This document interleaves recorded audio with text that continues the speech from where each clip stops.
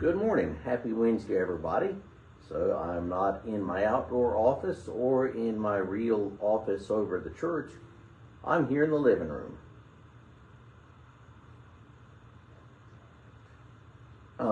One of the things that I say fairly frequently during sermons this time of the year is that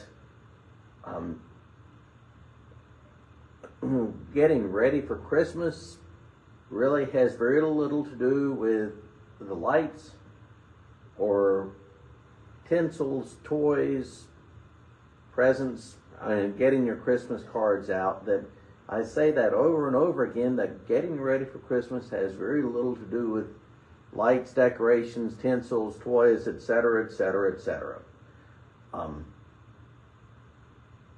That the inflatable snowman in the yard, that the Santa and the reindeer on top of the roof, all of that, though cute as it may be, really is not the light. That's not what this is all about. And that's true. On the other hand, my favorite Christmas movie is Christmas Vacation with Chevy Chase.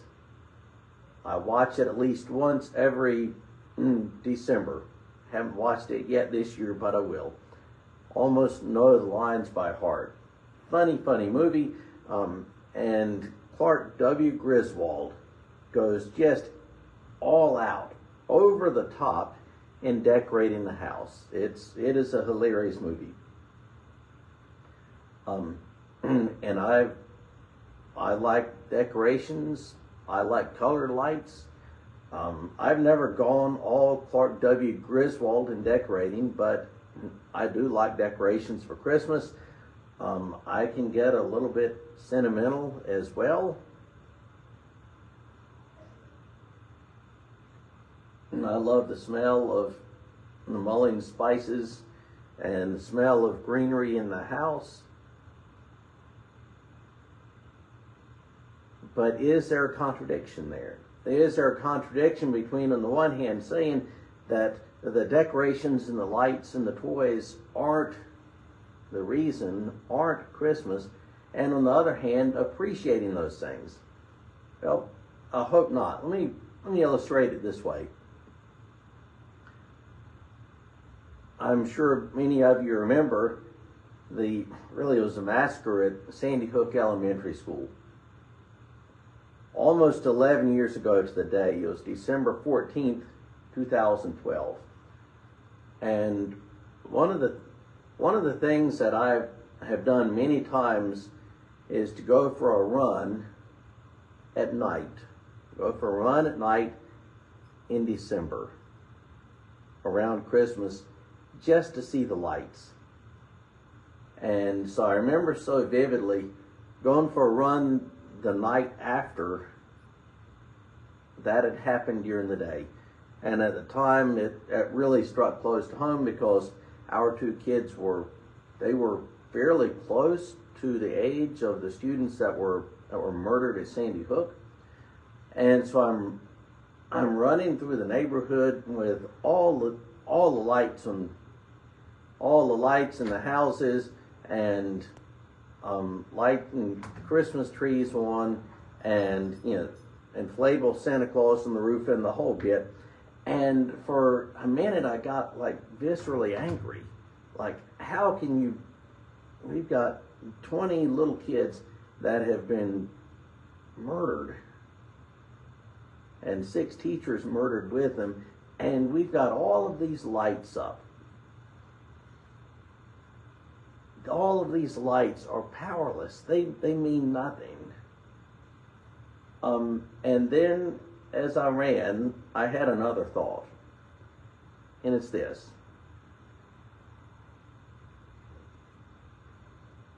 That the lights we put up in our houses, like the lights on this Christmas tree, if you've got lights on the outside of your house, all of these lights, candles in the windows, all of these really are nothing. But the thought that hit me as I ran that night, the night after the Sandy Hook massacre, that these lights can remind us of something. That for us as believers, these lights can remind us that there is a far greater light that is coming. There is an awful lot of darkness out there.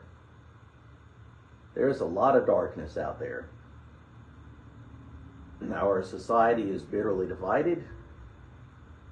There's open warfare in Israel between the Israelis and Hamas. The Russians are still in Afghanistan. And even in a really pretty prosperous nation, there are people who live in the woods or under bridges.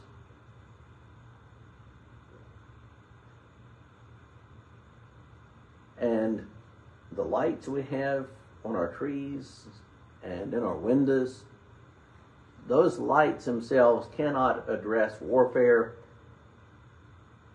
and grief and hatred and poverty. No, they can't do that. But what they can do is remind us that there is a greater light.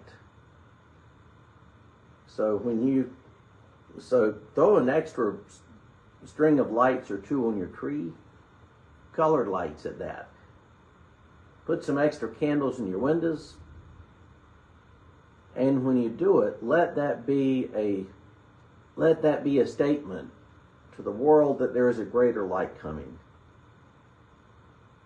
That there is a greater light coming. John said this near the beginning of his gospel, in his prologue.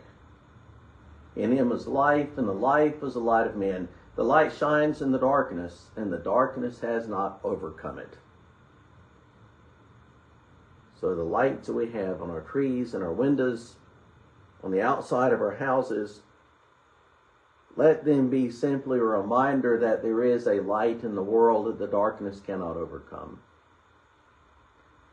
And then Jesus said this, also in John's Gospel. John quotes Jesus as saying, I am the light of the world. Whoever follows me will not walk in darkness, but have the light of life. So, like I said, you want to throw an extra string of lights or two on your tree, put some more lights in the outside of your house, and let those lights that you put on your tree in the outside of your house or on your mantle or wherever, let those lights be a reminder that the true light has come and is coming. The true light which enlightens everyone. Have a great rest of your Wednesday.